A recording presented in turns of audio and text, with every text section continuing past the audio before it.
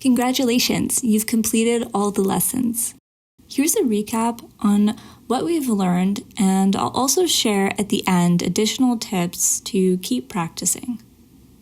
So number 1, we're not copy machines. We don't draw what we see. We draw a feeling or an idea. So ask yourself, what's the story this pose is telling me, and how can I convey that in a few lines? Number 2, landmarks.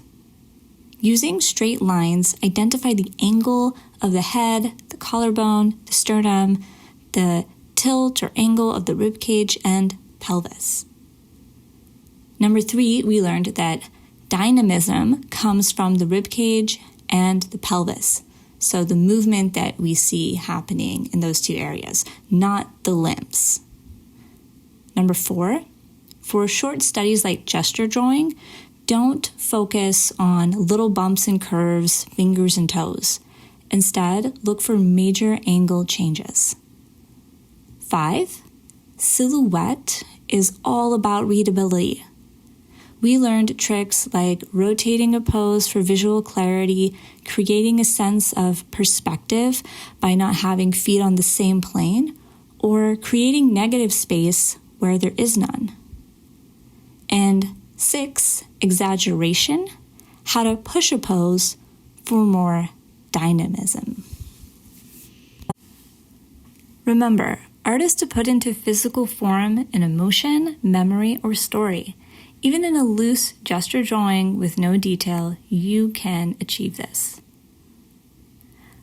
Before we go, here are bonus tips for building muscle memory for artistic authority. So here's some suggestions. You can get permission to sit in on a dance class to sketch. Think of anything like swing dancing, ballet, jazz, anything. Or if it's a rainy day and you're just at home, you can go online on YouTube and look at dance videos. It could also be martial arts demonstrations.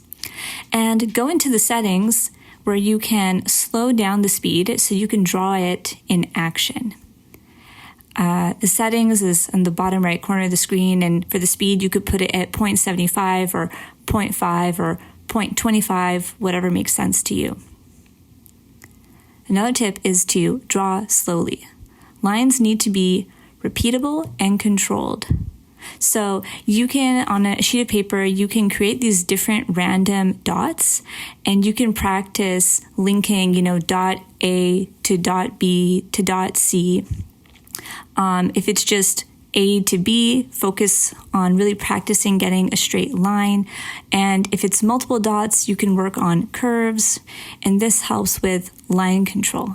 And if you're doing an exercise like that, you can also try ghosting the line. This is when you hover your pencil from a starting point to an end point. You hover a few times, and then once you got the movement right, you can then put pencil to paper and draw the line for real. And you'll have a higher chance of hitting the mark. So that's just an exercise.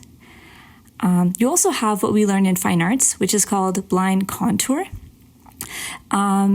This works only if your subject is completely still or you're working from a photograph. And so blind contour is when you are not looking at your page and you are just looking at the subject and you are drawing slowly and thoughtfully to be as accurate as possible. And so that's really working with your eye and hand coordination. And lastly, creating patterns. This helps with line control as well. So those are my tips for you. Thank you so much, and happy sketching.